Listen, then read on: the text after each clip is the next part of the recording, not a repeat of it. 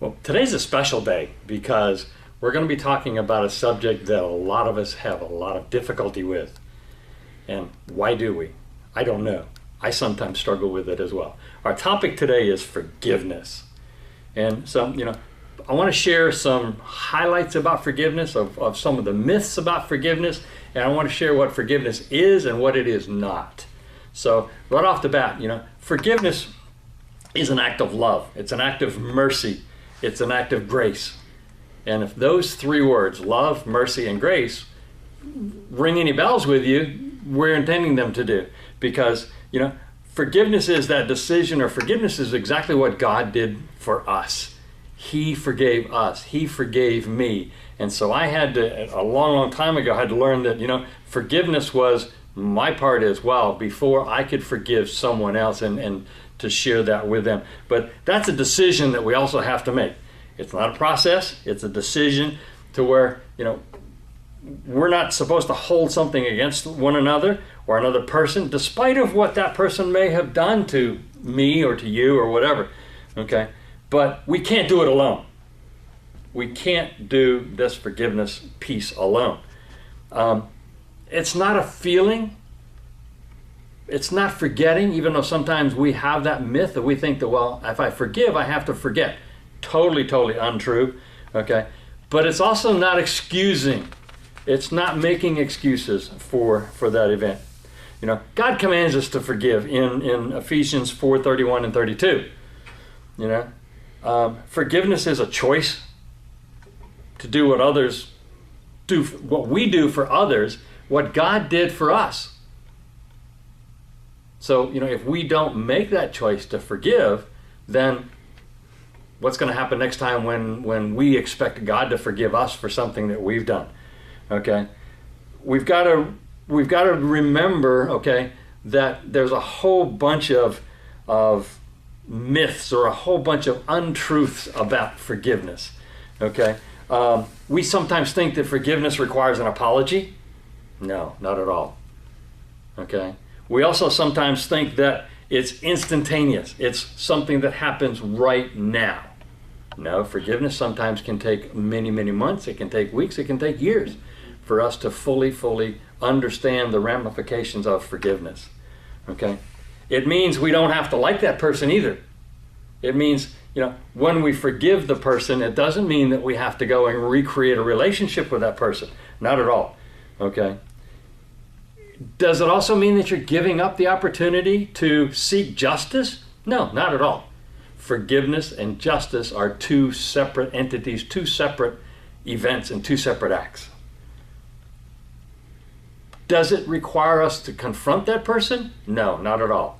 There's many, many times that we would suggest to someone if they're having to seek forgiveness for a person that they no longer have contact with, maybe an event or maybe something happened many, many years ago. They may be forgiving a parent or a family member that's deceased, but it's okay. So we don't need to have that apology. We don't need to have that confrontation. We don't need to do that. It's the forgiveness begins here in our hearts with that help of Christ helping to forgive that person. Okay? Are we relieving that person of the responsibility or the liability, okay, that we're suffering and doing? That's true forgiveness. Is we're relieving them of the responsibility. So we're taking that responsibility that's saying, I'm forgiving that person. I'm forgiving that event. Okay? It releases that person, who now in this case it might be the offender as we would call it, okay, because it's an act of obedience. It's our obedience to God to forgive that person. We have to be willing to receive that forgiveness as well. Because, if someone is trying to forgive us, then it's up to us also to accept that forgiveness and say thank you to that person, or to do whatever we got to do. Okay, what are some of the things that forgiveness is not? Forgiveness is not a feeling or an act, but it's of our will. Forgiveness is not excusing. We're not going to excuse what happened. We're not going to excuse what that person did to us. We're not going to excuse, but we are going to forgive. Okay? As I mentioned earlier, forgiveness is not reconciling. We don't have to go and totally reconcile with that person. We don't have to create a new relationship with them. We don't have to. So reconciliation is not part of the forgiveness, okay? It's also not a form of self-sacrifice. We sometimes think that we're sacrificing something to forgive someone or to forgive an event. Not at all. Again, the forgiveness is an act of the heart. It's an act of our will to do that. Forgiveness is not a sign of weakness. Sometimes we'll be so angry over maybe something that happened many, many, many years ago, and we say, well, gee, if I forgive about that event, or I forgive that thing, then that means that I'm weak, that I don't have the strength to be the resistor, and that, to just stand up to it. Not at all. Totally, totally untrue. Okay? But now, let's talk about what forgiveness is. Forgiveness is not letting that offender off the hook. We can forgive, but they still own a piece of whatever that was. Whether it was a verbal confrontation, maybe it was a physical confrontation, whatever that was, it's not important, okay? But we're not letting that person off the hook, but we're returning it to God. We're laying it at that foot of the cross and let God take care of the justice part of that as well. It's not a process. It's not an event. Forgiveness is something that we, again, as I mentioned, we have to do that from our hearts, okay? And it's not based on somebody else's reactions or actions. It's not based on our attitude, okay? I'd like to introduce a couple to you today. I'd like to introduce Mary and Leon. Mary and Leon have graciously honored us with some of their ideas about what forgiveness is and how they approach forgiveness. So, let's look at Leon and Mary. Well, reality is many times, you get upset for different situations, and you're in the moment, you can get it mad, and you sometimes say things that maybe you shouldn't.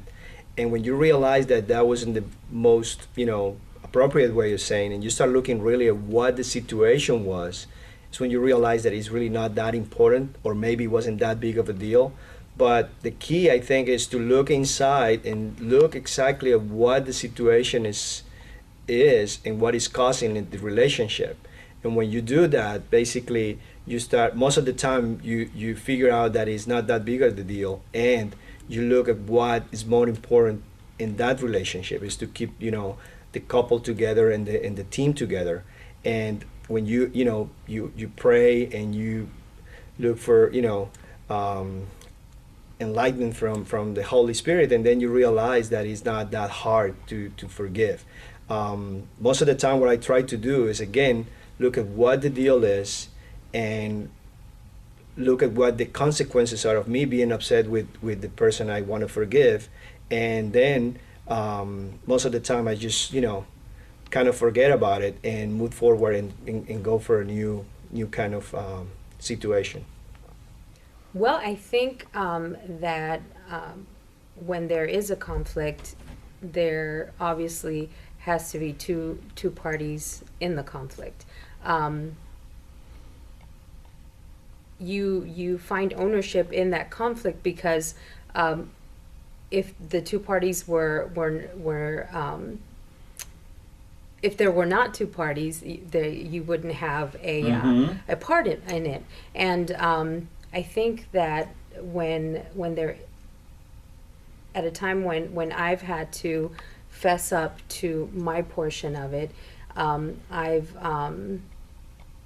first of all, I've looked at the matter at hand and realized that what was going on possibly the conflict didn't have to occur had I done something differently, or I see the other end of the conflict, what the other person may have been thinking about, how I played a part in making that conflict happen. So I've in occasions when it's been a conflict that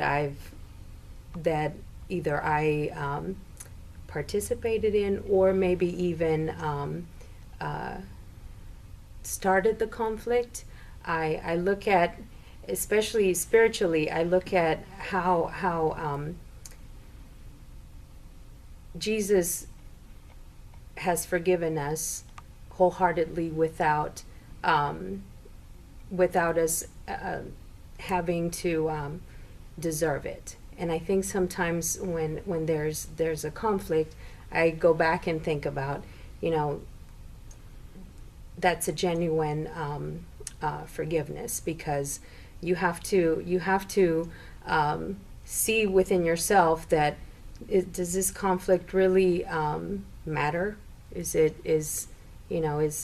going to go anywhere? And I find that I will forgive the person because I see the other side of it, and that's usually how I handle the conflict. Leon, Mary, thank you so much. You guys did an awesome job. I really, really liked about Mary when you were talking about how you respond and how you take ownership of that and what you do, and how you step back and you think about what Jesus would do and how Jesus has forgiven you. So thank you a whole bunch for that. We really appreciate you guys coming and doing that for us today. Okay, there's some steps to forgiveness that I want to share with us today, or with you. One of those first things that we need to do when we begin that process, I said it's not a process, but when we begin to go through the forgiveness, okay, we need to admit the pain. Admit to yourself what that pain is. What was it? Work through the confused feelings. Remember a while ago we mentioned about having different emotions and different feelings about what that forgiveness is. So there's going to be some emotional ties to that. So work through those. It's okay. We're going to be confused. We're going to be, oh gee, what should I do with this? Or why did I feel this way? Why did I do that? Work through those. Allow the information that you're going to recapture, that you're going to think about, and sometimes we might have to write down that event or write down what happened. Allow that information to become an insight for you, so that now you can, again, start that forgiveness. Okay? Really, really, really important is relinquish the entire part of that forgiveness. Lay it at the foot of the cross. Don't go back and pick it up. That's probably one of my worst enemies that I have, is I want to go back and I want to pick it back up after I've given it and then laid it there at that foot of the cross. It's tough. It's hard. But leave it there. Relinquish the entire event. Something that's really, really important as well, though, is pray a blessing over that event or that person or whatever it was. Pray a blessing. Ask the Holy Spirit to come into your heart, and ask the Holy Spirit to help you and guide you through this whole forgiveness event that you're about to experience, or that you're going to go through. Because we can't do that alone. I mentioned that earlier. We can't do that on our own. Okay? So how do we learn to forgive ourselves? We have to learn to forgive ourselves before we can forgive anyone else or anything else. Okay, we've got to take responsibility for that. We have to take responsibility for the forgiveness. No one else can do that forgiveness for us. Okay? How can you start with that? Sometimes it's as simple as writing a letter or journaling that event, writing a letter to that person or to that company or whatever it is, whoever it is you need to forgive. Okay? Write it down. Does that mean that you need to send it to them? No, not at all. Some of them, sometimes you're not going to be able to send it to them. If it's a person that's deceased, or it's a person that you've not had contact with in 25 years, you don't need to go seek them out, but write the letter. Writing something down is a release. It's an act that we do very, very well. It's amazing the value of writing that down. Think of it in these terms here as well. Would you forgive others differently with the same actions? If you're not going to forgive yourself, how would you forgive yourself versus how would you forgive someone else? Going to do that differently? There's not a real answer, not a right or wrong answer for that, but it's all in, again, learning how to forgive ourselves and what we will do. But would you treat somebody else differently? Would you treat somebody else differently in their forgiveness versus forgiving yourself? Work on that. That's a great thought. But how does not forgiving yourself affect you and what you're doing and how you're there? So anyway, those are some great tips today. Again, we had Mary and Leon that were here with us and shared with us. And again, I want to thank you guys. So let me just say thank you to God for helping us through this as well. This is one of the toughest things that we have to do and we have to accomplish within ourselves. And so thanks for giving me the opportunity to come today, share a little bit with you. And again, we're always here for you and available to you for, more if you need more.